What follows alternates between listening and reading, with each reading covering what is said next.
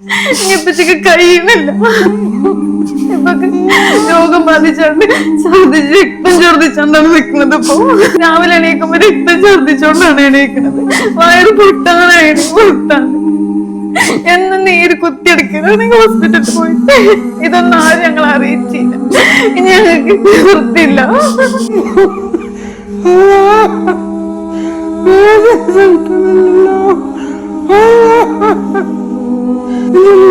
ബാധിച്ച് അസുഖം മുറിച്ച് വളരെ ഗുരുതരാവസ്ഥയിലാണിപ്പോ. എന്റെ കയ്യിൽ ഒരു പൈസയുമില്ല. നിങ്ങളുടെ സഹായം കൊണ്ടാണ് ഞാൻ നിങ്ങളോട് അഭ്യർത്ഥിക്കുന്നത്. എല്ലാവരും ഇത് കാണാതെ പോകരുത്. നിങ്ങളെന്നെ സഹായിക്കണം. 3 പെൺമക്കളുടെ പിതാവാണ് അബ്ദുൽ സലാം. തന്റെ ഉപ്പാന്റെ ജീവന് വേണ്ടിയിട്ട് ആ മക്കള് കരഞ്ഞുകൊണ്ടാ നിങ്ങളുടെ മുന്നിൽ കൈനിർത്തുന്നത്. ഈ കരൾ രോഗം ബാധിച്ചിട്ട് ചികിത്സിക്കാൻ വഴിയില്ലാതെ, ഒരു പക്ഷെ പണമില്ലാത്തതിന്റെ പേരിൽ ചികിത്സ നീണ്ടുപോയിട്ട് ഇന്ന് ശരീരം മുഴുവൻ നീരെടുത്ത് ആ വയറിന്റെ ഒക്കെ അവസ്ഥകൾ കാണണം.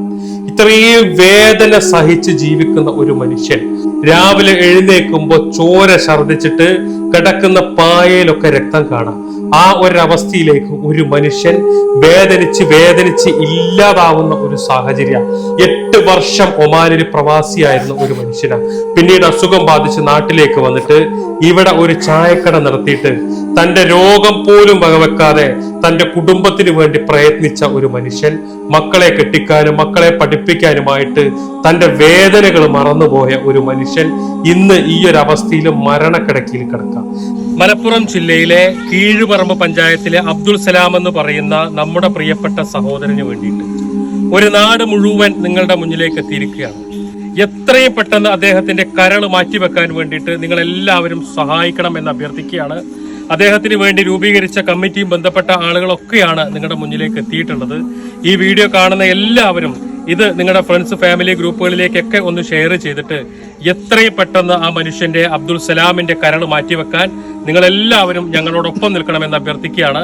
അസ്സലാമു അലൈക്കും വറഹ്മത്തുള്ളാഹി.